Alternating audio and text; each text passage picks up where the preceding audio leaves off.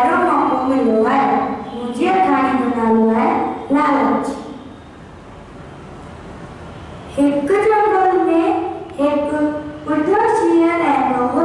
वो इतना तो कमजोर थी वो जो पाजे खाने खुराक ला शिकार को कर सकतो। एक दिन रास्ते में घूमते उनके एक सोन जो कंगाल मिले। सोन जो कंगाल खड़ी शेर कुछ विचार करने लगे।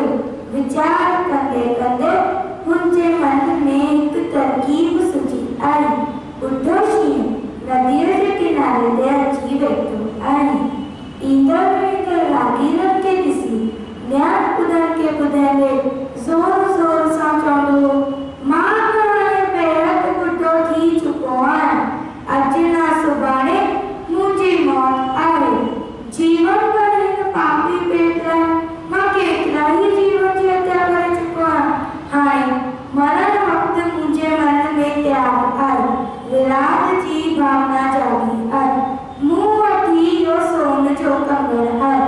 मायो कंगन दान में दे कुछ पुण्य कमावन चाहा तो कोई सज्जन मुको यो कंगन दान में वठी मुके कर्तारत करे। रागी पीढ़ी से आया है हूँ जो करेस तू तो कुकुआर जानवर आए तो ते केरो बोलो सो असा तुझे ले जो अचू तू असा के मारे खाई वने तो ते विश्वास करन में ना पांची जांची भासी लगान उद्देश्य चलो इहो हमारे मुमकिन कोने मां बेहद बुढ़ो थी छुपाया।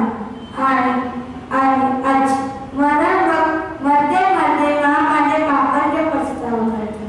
हे तोरे जी हत्या जो विचार तो मां को आखिर में भी रतवान थवा। एड़ी की समझो गाली करे शी रागीरन के पानी में मजिया मिटन गाली का लचाई की कोशिश कर। हेक्टर की रागी ते बुढ़े शेर जो गाली जो खूब असर थवा। उन्हें शिया का पूछो मुंह के यो कंगन हासिल कर छा कर बोले। शिया ने निहारी ऐसा जवाब दिया कुछ खास ना दूसरे इन नदी से स्नान करे पानी जो कुक भरे एक मुके धुआ कर कुक में भरे पानी जो ठंडो मुझे शरीर ते वहाँ जैसे मां अजोत्या बस जेना कुक पानी में तुम मुके ठंडो बनते उन कुक में मारो कंगो रखी चला। राजी रागी नदी से स्नान करने जेठरा बाहर निकलने की कोशिश कर उतरो कप में भर करो फटकी साबुन में हे शिया के बिना गए मेहनत से टालूंगी।